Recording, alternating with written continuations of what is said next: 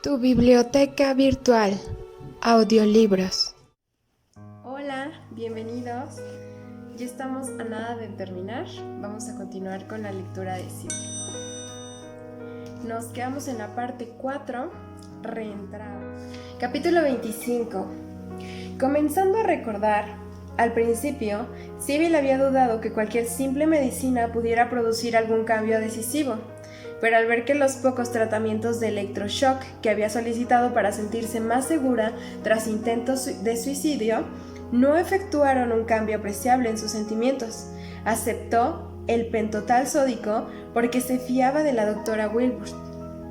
La doctora misma había sugerido el pentotal con cierta retulactancia, porque creía que el mejor tratamiento en el caso de Sibyl era el puro psicoanálisis.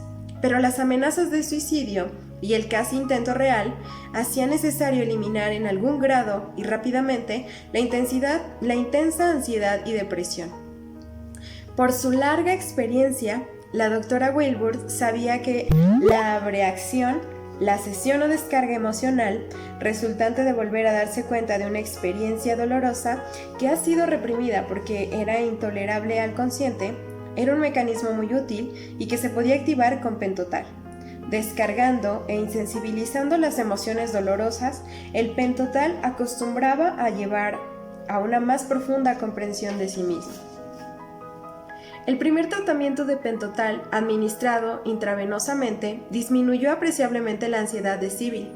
En las sesiones que siguieron, durante 56 y a veces 70 horas después de haber recibido el pentotal, Sibyl conoció y disfrutó de una sensación de libertad que jamás antes había experimentado. El pentotal, un barbitúrico que a la vez es anestésico e hipnótico, le había dado la sensación de sentirse perfectamente bien. Una experiencia que Sibyl jamás había tenido antes. El día posterior al tratamiento siempre sentía una euforia que era debida no solo al efecto antiansiedad del barbitúrico, sino también a la reacción del severo trauma. El pentotal llevó a la superficie el profundamente hundido y debilitante odio hacia su madre. Aunque Sibyl no podía aceptar aún aquel odio, el hecho de que ya no estuviera enterrado facilitaba el camino hacia una subsiguiente aceptación. Las otras personalidades conocían también la libertad a la que llegaba Sibyl a través del pentotal. Ahora, y como nunca antes, nosotros tenían la oportunidad tanto de ser como de hablar. Vicky tenía todos los recuerdos, los suyos propios y los de las otras personalidades, incluyendo a Sibyl. Las otras 14 personalidades tenían sus propias memorias y algunos de los recuerdos de las demás personalidades alternantes y de Sibyl.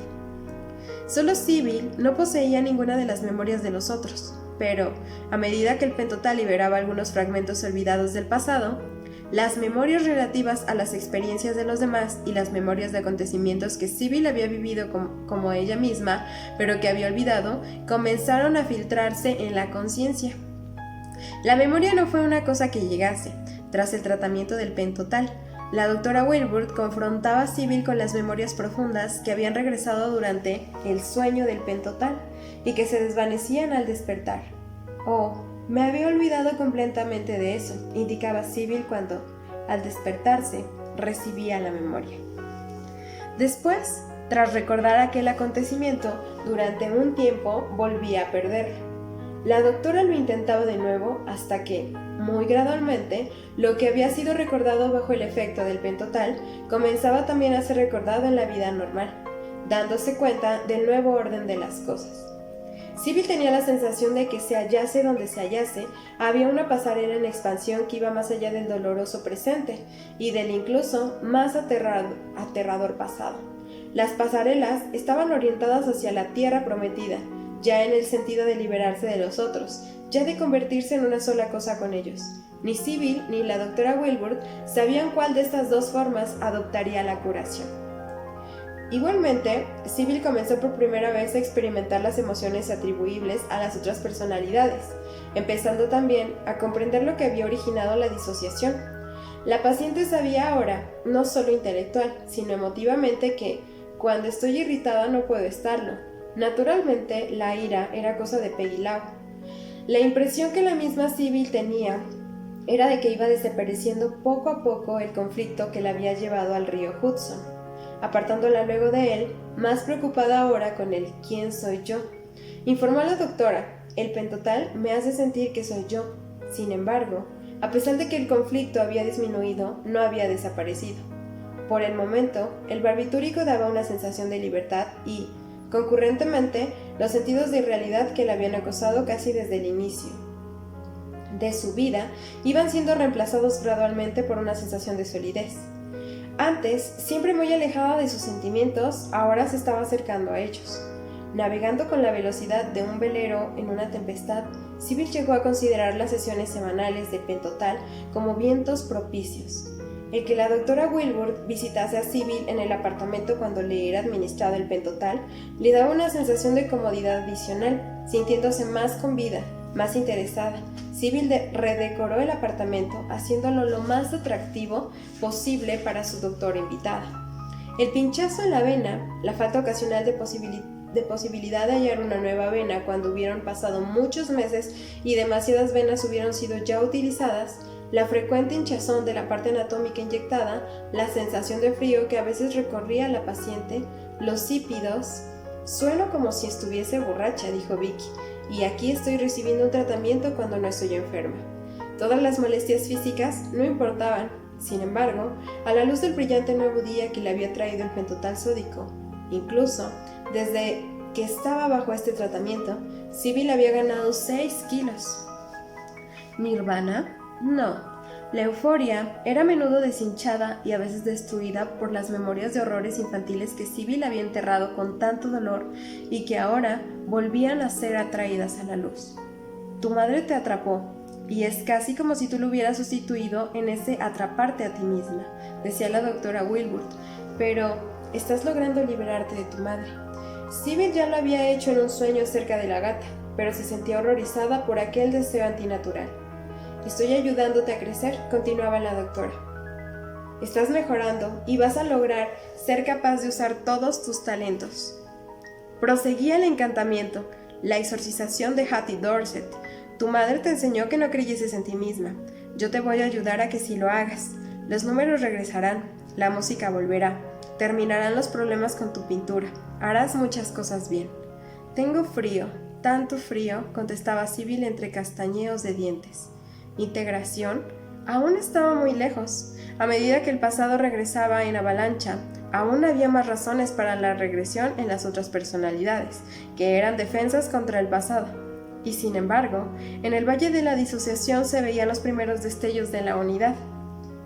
Hubo un destello, un viernes por la noche en plena primavera, sentada en su cama, tras haber sido despertada de un tranquilo sueño de 3 horas que siguió a un tratamiento de pentotal sódico. Sybil estaba pensando en el día anterior, gran parte del cual estaba a oscuras para ella. De repente, en esa oscuridad creyó entrever una acción. ¿Era un recuerdo? No lo sabía. Si lo era, se trataba de algún estilo diferente de memoria, pues estaba recordando no lo que había hecho como Sybil, sino lo que, y aquello, era lo más asombroso del recuerdo, lo que ella había hecho como Mary y como Sybil Ann. Sybil se daba perfectamente cuenta de la existencia de 2 personas, cada una de las cuales sabía lo que la otra estaba haciendo y diciendo. Juntas, esas 2 personas fueron al supermercado, compraron algunos alimentos y conversaron acerca de los precios de sus compras. Quizá el aspecto más extraordinario del recuerdo fue que Sybil recordaba que en un momento había sido Mary y en el siguiente Sybil Ann, y que cuando era la otra, una persona que estaba a su lado, persona con la que podía hablar, expresarle sus opiniones y a la que le podía pedir consejo. Sybil podía verse a sí misma convirtiéndose en Sybil Ann. Había regresado al apartamento como Sybil Ann y de repente se había sentido obsesionada por el deseo de ir de viaje. De alguna manera, aquel viaje no había llegado a efectuarse, pero mientras planeaba irse, había mirado un bolso del armario con los ojos de Sybil Ann, pensando en que se lo llevaría con ella y lo devolvería en cuanto se afincase en alguna otra parte. Observando que el nombre de la tarjeta de identificación era Sybil 1 Dorset, Sybil, bajo la personalidad de Sybil Ann, pensó: esta debe ser la propietaria. El recuerdo de Sybil Ann era tan claro que incluso llevaba consigo la confusión de Sybil Ann respecto a quién era la auténtica Sybil. Esta ojeada al presente fue seguida algunas semanas más tarde por una percepción aún más arrolladoramente rápida del pasado. Durante el desayuno, Teddy estaba diciendo: «Desde luego, me gustaría saber de qué hablaba Peggy Lau. Cuando decía que las letras forman palabras, las palabras forman frases y las frases forman párrafos». «¿Me preguntas a mí lo que quería decir Peggy Lau?», replicó Sybil. «¿A mí? Yo soy la última a quien deberías preguntárselo. Ya sabes lo que sentimos Peggy Lau y yo, lo que una acerca de la otra». Peggy Lau dijo también algo acerca de pequeñas cajas grises en hileras y que tenía que vigilar y ser cuidadosa, que tenía que escapar, prosiguió Teddy. «He estado oyendo ya durante muchos años acerca de esas letras, cajas y palabras». Sybil replicó pensativamente: «No tengo ni la menor idea», pero mientras hablaba, alzó la vista hacia la pared roja que había frente a ella y, aunque se sabía Sybil, al mismo tiempo se notó como una niña pequeñita. No era una sensación de infantilismo, sino de ser una niña. Luego, Sybil se halló a sí misma diciendo: «Cuando era pequeñita, no se me permitía escuchar ni cuentos de hadas ni ninguna historia que no fuera la verdad, ni tampoco se me permitía inventarme historias, pero me gustaba escribir, especialmente cuentos acerca de animales y poesías. Cuando madre y papá me hicieron prometer que ya no lo haría más, inventé una forma para escribir sin escritura. Cortaba palabras y letras sueltas en las cabeceras de periódicos y colocaba las letras en cajas pequeñas que me llevaba a la escuela. Luego pegaba las letras en hojas de papel grueso para que se convirtiesen en palabras. Las palabras formasen párrafos y yo pudiese escribir sin escritura. ¿Comprendes?». Asombrada, Teddy le recordó a su compañera de cuarto: «Pero si acabas de decir que no tenías ni la menor idea». «No la tenía», replicó Sybil con calma. «Pero luego me acordé. Mira, inventé esa técnica cuando estaba en los grados tercero y cuarto, después de que muriera mi abuela. El tercer y cuarto grado después de que muriera mi abuela, la calma se desvaneció cuando Sybil se dio cuenta de lo que acababa de decir. De la niebla que se extendía espesa sobre los 2 años perdidos de Sybil, entre las 9 y los 11 años de edad, los recuerdos de Peggy Lau estaban convirtiéndose en los recuerdos de Sybil. Al responder al recuerdo de Peggy Lau como si fuera suyo propio, la personalidad primaria, que era llamada Sybil, había sido capaz de recordar un incidente de la niñez de la personalidad alternante. Y de repente, Sybil se dio cuenta de que en aquel momento no solo se sentía como Peggy Lau, sino que era una sola cosa con ella. El pentotal había abierto la línea de comunicación no utilizada que existía entre Sybil y una de las otras personalidades, para restaurar un fragmento de los años perdidos. Sybil, que jamás había tenido 10 u 11 años, se había convertido mediante un rápido retroceso al pasado, en una niña de esa edad. Lo que se había iniciado como una conversación casual durante el desayuno, se había transformado en un mojón en el camino de la restauración de la de Sybil original. Con su nuevo sentimiento de unicidad con Peggy Lau, llegó también una actitud totalmente nueva tanto hacia Peggy Lau como hacia las otras personalidades. Sybil estaba comenzando ya a ser capaz de distinguir lo que ella hacía, como ella decía, siendo otra persona, de lo que hacía siendo ella misma. La Sybil que, según la descripción de Vicky, se hallaba apartada, ahora se había acercado. Conociendo en aquel momento a los otros a través de los ojos de la doctora Wilbur y de Teddy, y gracias a su propia experiencia, Sybil se preguntaba, con buen humor, ¿por qué teniendo a todos esos chicos y chicas a su alrededor, jamás había desaparecido su sensación de soledad? «Demos una fiesta para todos nosotros», susurró Mary en las profundidades del ser.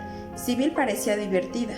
Para Navidades de 1958, Sybil había aceptado sus otras personalidades con el suficiente humor como para incluirlas en su felicitación de Navidad a la doctora Wilbur.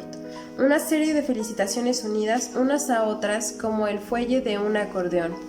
Todas ellas designadas y ejecutadas únicamente por Sybil, decía. A nuestra doctora Wilbur, múltiples felicitaciones, Sybil. Amor, Vicky. Felices fiestas, Vanessa Gale.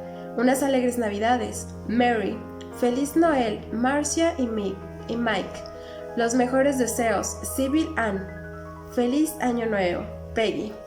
La doctora Wilbur se daba cuenta de que la bola de Navidad junto al Feliz Año Nuevo de Peggy era de cristal y estaba rota, y también de que Sybil no había enviado felicitación en nombre de Clara, Nancy, Marjorie, Ruthie, Helen ni Sid, y que Peggy Lau y Peggy Ann estaban representadas por una única Peggy. El que Sybil pudiera pasar de su antigua negación de los otros a compartir con ellos el espíritu de las fiestas equivalía a un punto de inflexión en el análisis. Desafortunadamente, para Sybil, el pentotal se convirtió en magia y la doctora Wilbur en la maga, que podía conferir el éxtasis, la dependencia de la doctora que Sybil desarrolló durante los tratamientos con pentotal, hicieron que la enferma se sintiese tanto amada como importante, volviéndose exigente respecto al pentotal. Sybil también actuaba como si pudiese controlar a la doctora y, controlando a esta, a Hattie Dorset, refugiada con toda seguridad en esta doble dependencia. Sybil volvía a revivir la relajación que había conocido en el pecho de su madre antes de dejar de mamar y ser enfrentada con el pezón manufacturado que había suplantado el cálido pezón humano. Eufórica por todas las cuestiones, Sybil llegó a considerar el pentotal como el éxtasis y la salvación. Además, la doctora Wilbur se sentía cada vez más preocupada por la administración del pentotal a Sybil. A la doctora no le gustaba tener que usar la hoja, no le agradaba la creciente dependencia de Sybil y el hecho de que ésta utilizaba el pentotal para dar un rodeo a los problemas.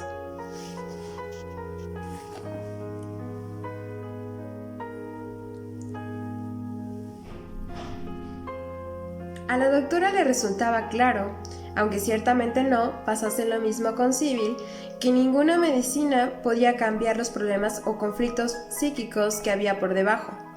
Aunque el pentotal, debido a sus efectos sobreactivos, había resultado muy valioso al desenterrar memorias ocultas y tiempo perdido y al llevar a Sybil más cerca de sus otras personalidades, y así mitigar su merma. No había abierto fisura alguna de los traumas básicos, las distorsiones fundamentales creadas principalmente por Hattie Dorset y perpetuadas debido a las propias maniobras defensivas de Sybil. Y sin embargo, era precisamente de la desaparición de esos traumas de lo que dependía la recuperación final, la integración y cura definitivas. Lo que resultaba más inquietante para la doctora era que el pentotal, si bien le confería a Sybil la libertad de sentirse bien, también amenazaba con imponerle las ataduras de la adicción, creyendo que las ventajas no sobrepasaban a los riesgos. La doctora Wilbur decidió terminar ese tratamiento. Consecuentemente, el primer fin de semana de principios de marzo de 1959 fue malo, no solo para Sybil, sino para todos los demás. Tal como llamaba a sus otras personalidades, fue el fin de semana en que dejó de recibir pentotal. ¿Qué he hecho para que la doctora Wilbur me castigue quitándome el pentotal?, le murmuró Sybil a Teddy Reeves. ¿Qué he hecho para que la doctora me deje fuera? La doctora va a venir, repetía constantemente las Peggys. Sabemos que lo va a hacer. Marcia, agitando con gravedad la cabeza, dijo: No, la doctora no va a venir y jamás volverá. Nancy comentó: ¿Quién sabe? Quizá lo haga. No, observó Vicky. La doctora Wilbur no va a venir, no va a ceder en lo del pentotal. La decisión de darnos, ha sido por nuestro propio bien, dijo, que nos estábamos convirtiendo en muy adictos a ese producto, hablando psicológicamente. Yo creo en ella. Al oír que alguien subía las escaleras de la casa, Marcia y Vanessa, Mike y Sid, Nancy, Sybil, Ann, Mary y las Peggys, sintiendo un escalofrío de excitación, se imaginaban que era la doctora Wilbur. Los pasos, al alejarse, acababan con la esperanza. Durante todo el fin de semana, las Peggys estuvieron quejándose. Mary lloró, Nancy, Vanessa y Marcia protestaron. Sybil, notando su propia desesperación aumentada por la de los otros, le dijo a Teddy: Ya he cosido el borde del lápiz de la pared. Nunca más voy a hacer otra cosa en este lugar. La doctora Wilbur ya no va a volver. ¿De qué serviría? Y Vicky le dijo a Teddy: Realmente, uno no puede echarle la culpa. El que se haya acabado el pentotal es una pérdida más grave que han sufrido desde la muerte de su abuela. El lunes, en la oficina de la doctora, Sybil pidió: Solo quiero que me dé pentotal el miércoles por la noche, antes del examen final de química del jueves. Así estará en la mejor de las formas para hacer el examen. No, Sybil, no, dijo la doctora. El pentotal era algo de lo que podía fiarme, suplicó Sybil. Eres de un temperamento más fuerte que todo eso. Encontraremos otros medios más poderosos y seguros. No puedo soportarlo. Lo que me estás diciendo, Sybil, es que sientes algunas cosas con las que no puedes enfrentarte como Sybil. En ese momento, ¿no es cierto? Pero no tiene que seguir siéndolo siempre, ¿comprendes? No lo comprendo. Usted quiere que me disocie, replicó con amargura Sybil. Si no lo hiciese, echaría de menos ver a Vicky y a todas las personas a las que usted le cae tan bien.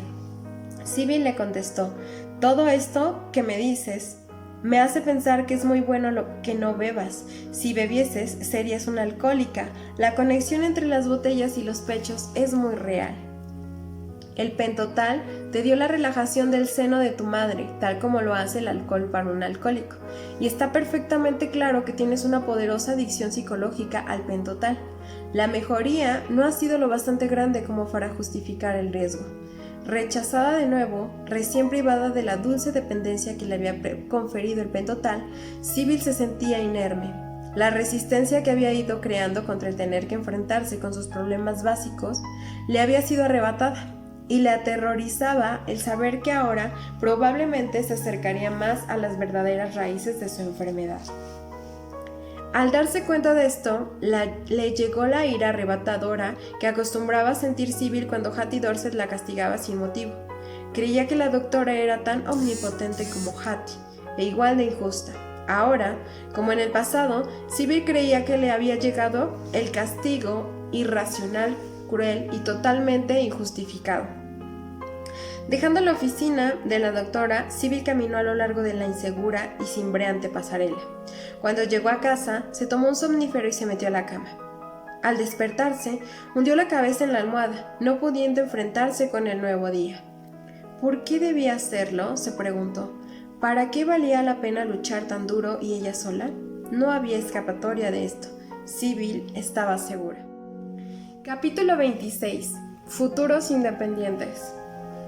Durante mayo de 1959, varias de las personalidades hicieron intentos individuales de lograr futuros independientes. Al mismo tiempo, Sybil, reaccionando ante esos intentos, se preguntó si estaría yendo hacia adelante o hacia atrás, e incluso si estaría moviéndose. Aquella mañana de mayo, el sol entraba en el apartamento cuando Mary se despertó. Se estiró hacia el tabique y se dio cuenta con un recuerdo vago de que había hecho algo recientemente que haría innecesario dicho tabique. Repentinamente, como una película proyectada sobre una gran pantalla, vio ante ella la escena en cuestión. Dan Stewart, un agente de fincas, estaba preguntándole, mientras se hallaba con él en el porche delantero de una casa rancho en Crow Pond de Nueva York, ¿cuántas personas componen tu familia? Soy yo sola, había sido su réplica. Espacio más que suficiente, se echó a reír con una gran carcajada, y mucho sitio para invitados, puede dar grandes fiestas de fin de semana. Pagando lo que él había llamado dinero de confianza, ella había extendido un cheque por $500 como pago inicial de la casa, que valía $22,000. Había estado a punto de firmarlo Mary Lucinda Saunders Dorset cuando había recordado que no era ella, sino Sybil la que tenía la cuenta corriente. Sybil Dorset, había comentado el agente examinando el cheque. ¿Está usted relacionada con los Dorset de Green Falls? No, le contestó ella. Soy del Medio Oeste. La firma del contrato, le había dicho él, será un par de semanas, ya la llamaré. Ya vestida, Mary se dirigió a la cocina. Voy a hacer mis maletas y marcharme, le dijo a Teddy durante el desayuno, para no seguir molestando. No quiero que te vayas, le dijo Teddy mientras caminaba hasta donde se hallaba Mary para colocarle una mano en el hombro. Quiero que sigas donde estás, esta es tu casa. De pequeñita, replicó pensativa Mary, siempre deseo una habitación para mí sola. Hizo una pausa y luego añadió, no la tuve hasta los 9 años de edad. Siempre deseé tener intimidad, pero jamás lo logré. A veces pensaba que me iban a echar de mi casa. Teddy salió a trabajar, pero no sin recordarle, con aire animoso, que el apartamento de Mornside era el hogar de Mary Lucinda Saunders Dorset. Sola, Mary hizo un fuego en el hogar. Luego, acurrucada junto al mismo, con Capri al lado, comenzó a coser cortinas color marrón violeta para el dormitorio de rancho que pronto sería suyo.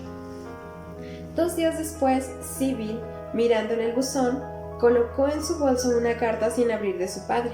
Notó con amarga diversión que había otra del club del libro del mes dirigida a Marcia Dorset, y luego abrió el sobre color marrón del banco. Estaba al descubierto.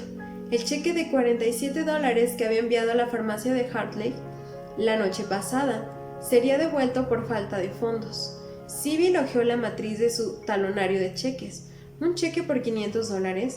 No había extendido un cheque por aquella cantidad. Agencia inmobiliaria Evans jamás había oído hablar de aquello. En un estado menos sofisticado de su multiplicidad, hubiera considerado aquel cheque que no había firmado como un misterio, pero ahora se daba cuenta de que alguno de los otros debía haberlo firmado. ¿Quién? Realmente no importaba. Estaba firmado Sybil Dorset. Después de que Sybil recibiese una llamada telefónica de un tal Dan Stewart, informándola de que iba a tener lugar la firma del contrato de su casa, la sobrecogió el pánico. Al principio, la doctora Wilbur no dejaba de decir: «Cuando estés bien, esas cosas no te pasarán».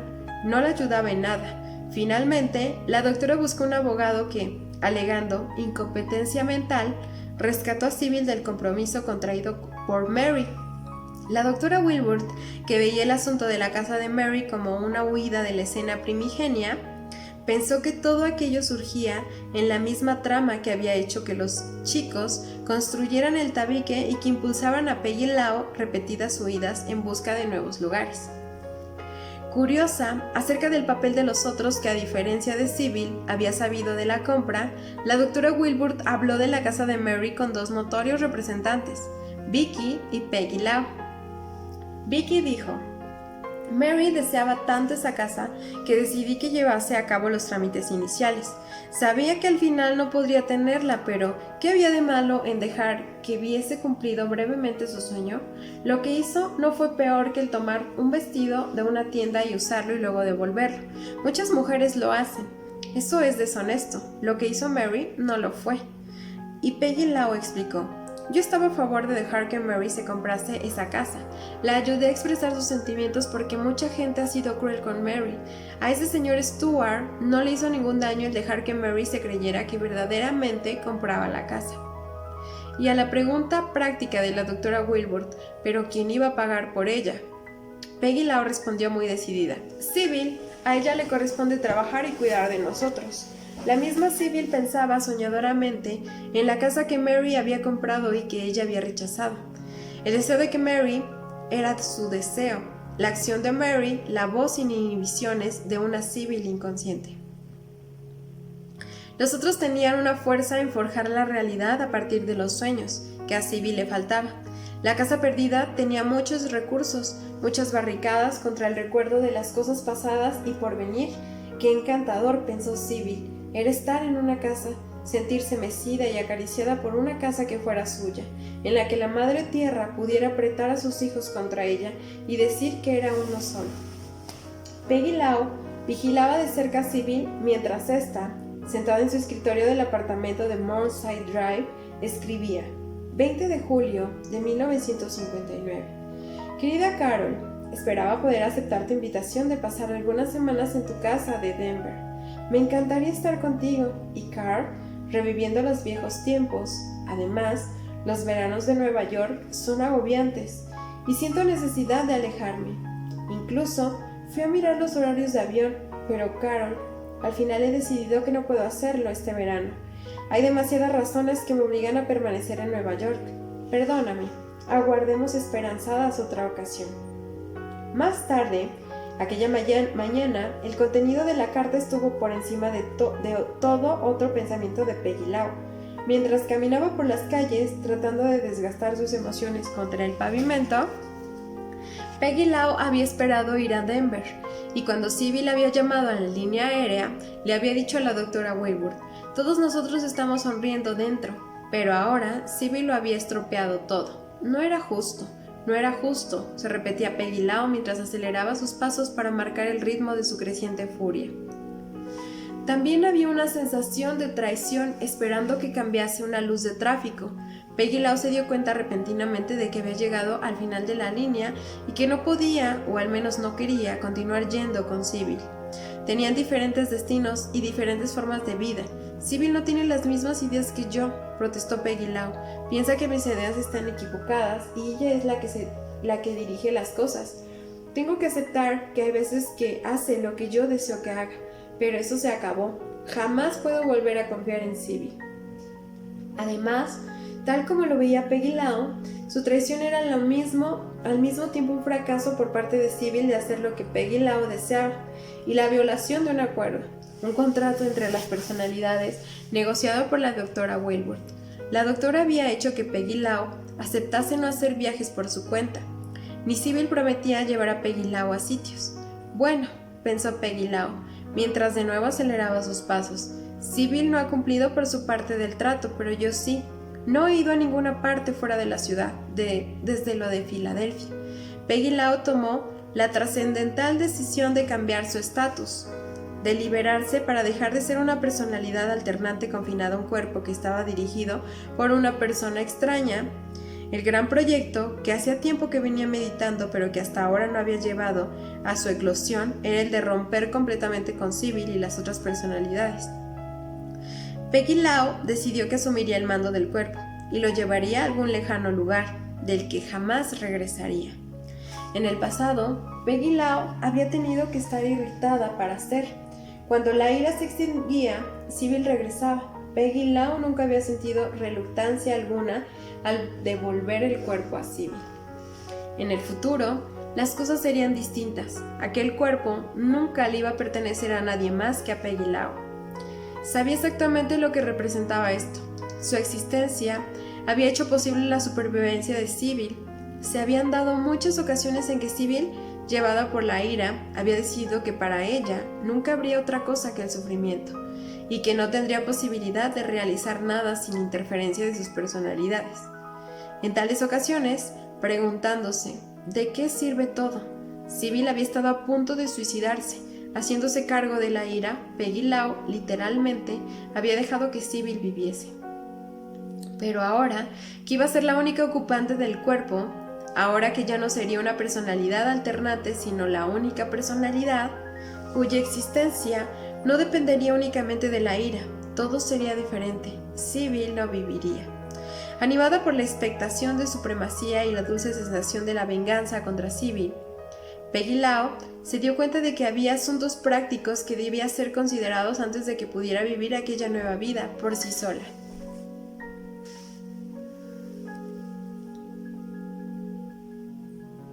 Todo tenía que ser cuidadosamente planeado para evitar ser apresada por la policía u otras personas que pudieran buscar a la desaparecida.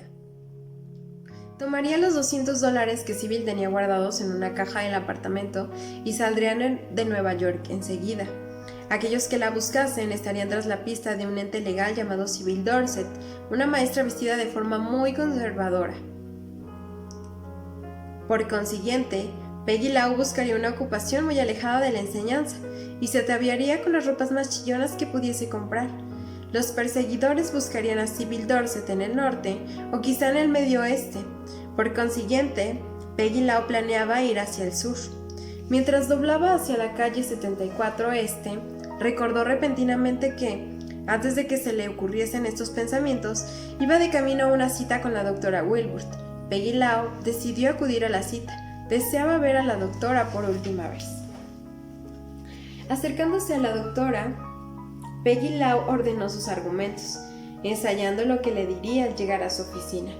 El razonamiento más importante sería: soy la que deja que Sybil viva y ella no hace nada por mí. Sin embargo, la idea de tener que abandonar a la doctora hizo que Peggy se sintiera repentinamente triste. Sus pensamientos mientras se acercaban al edificio en el que durante 5 años se le había permitido hablar libremente y presentarse como ella misma, regresaron a un día nevado del anterior invierno cuando, para escapar a la aterradora nieve, se había metido en la estación del Grand Central para comprar un billete a algún sitio cálido.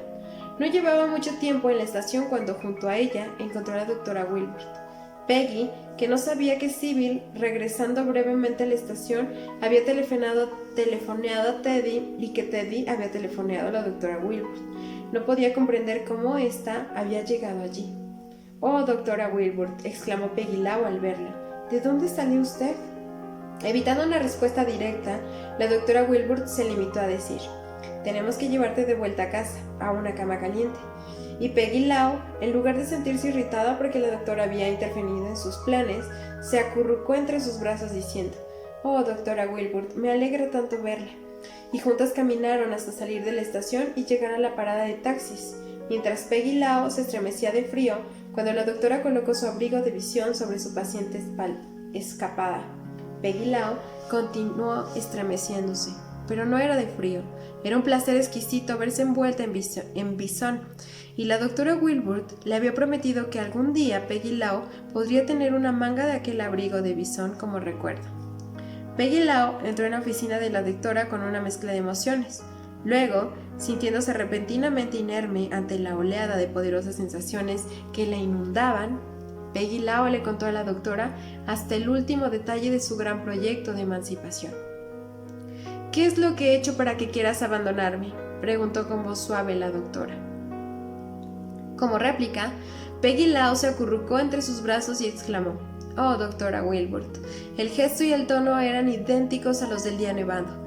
También ahora Peggy Lau se hallaba en la cuna que se mecía innecesariamente, y su decisión de romper con el pasado para iniciar una nueva vida había sido adormecida con canciones de cuna hasta hundirse en la inactividad.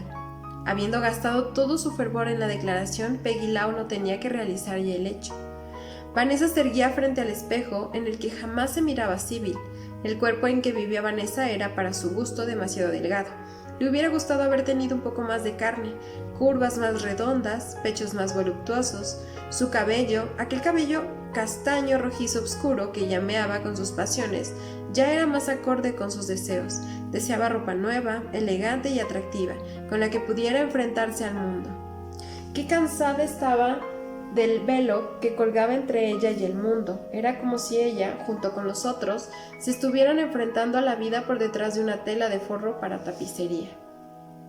Pobre Sybil, pensaba Vanessa, disfrutaría mucho más de la vida si no tuviese siempre que estar tratando de hacer lo que le cuadrase el dinero.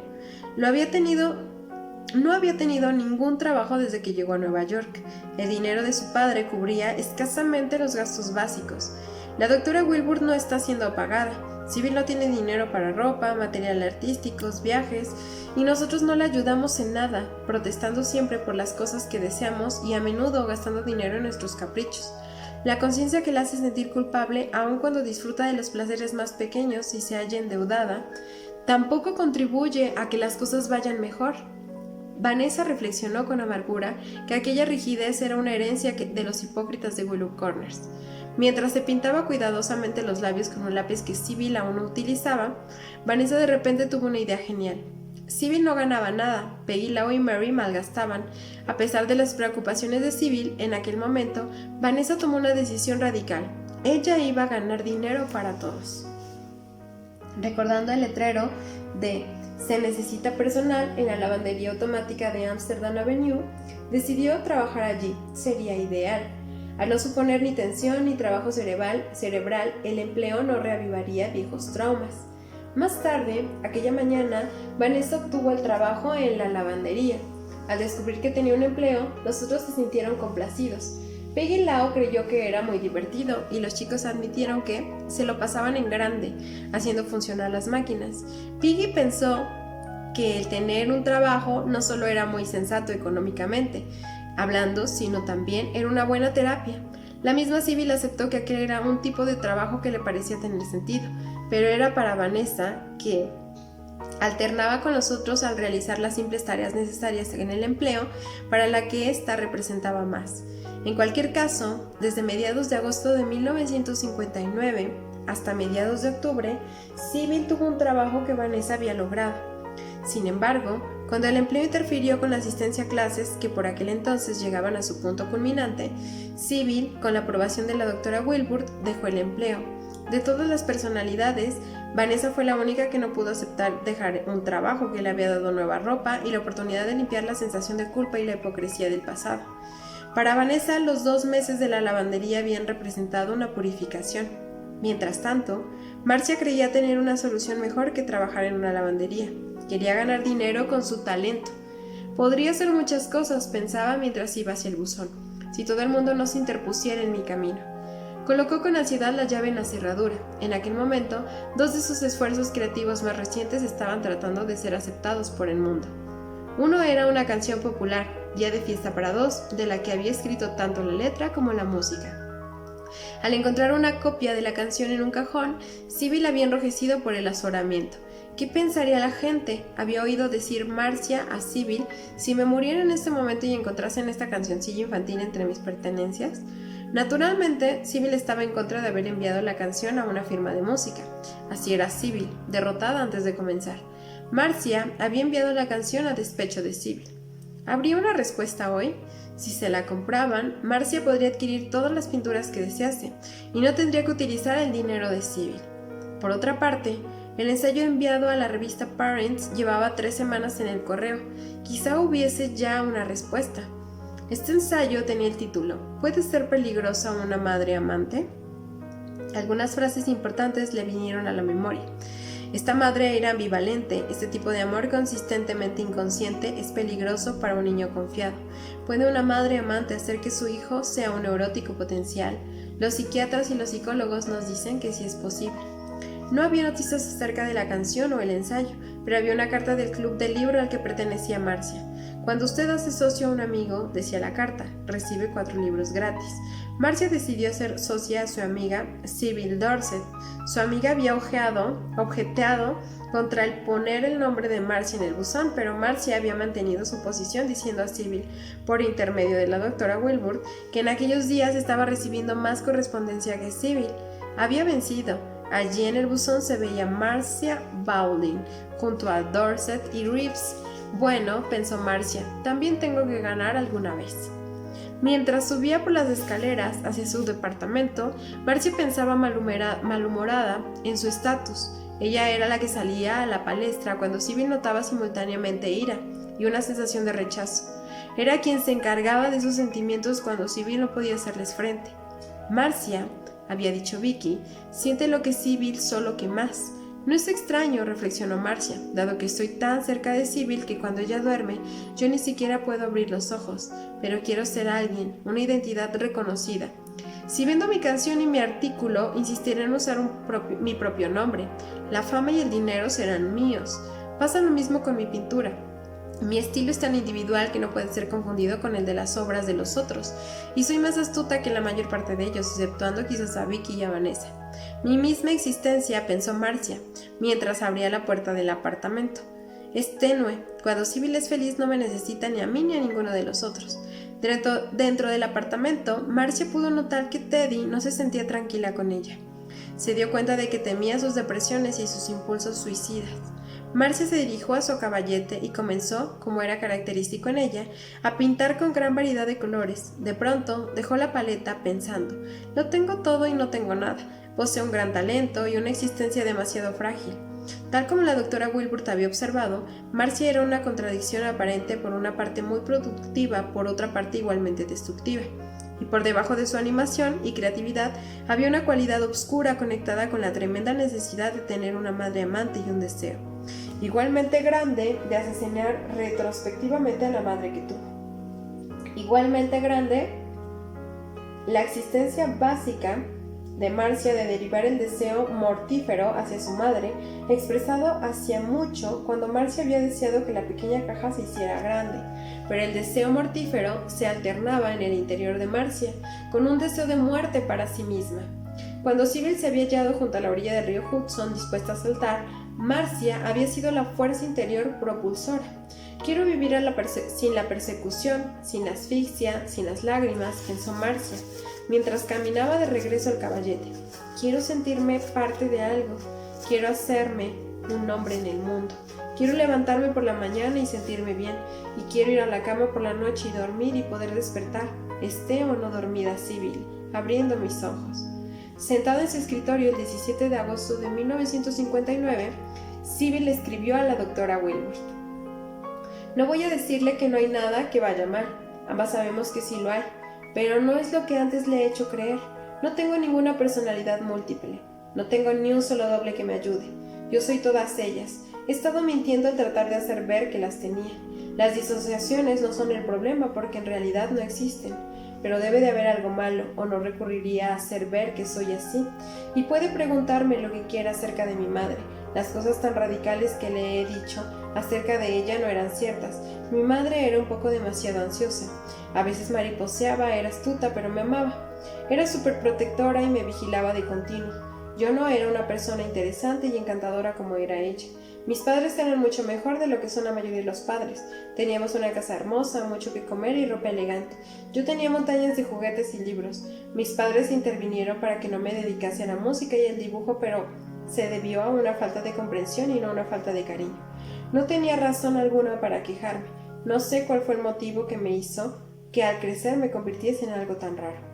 Tras escribir la carta, Sybil casi perdió 2 días. Al volver, se encontró con lo que había escrito antes, de disociarse, y le escribió a la doctora Wilbur lo que sigue. Es tan difícil tener que sentir, creer y admitir que no tengo un control consciente sobre mis personalidades. Es mucho más amenazador que algo se le escape a una de su control que el creer que en cualquier momento puedo detener. Iba a escribir esa locura, esto cuando sea necesario.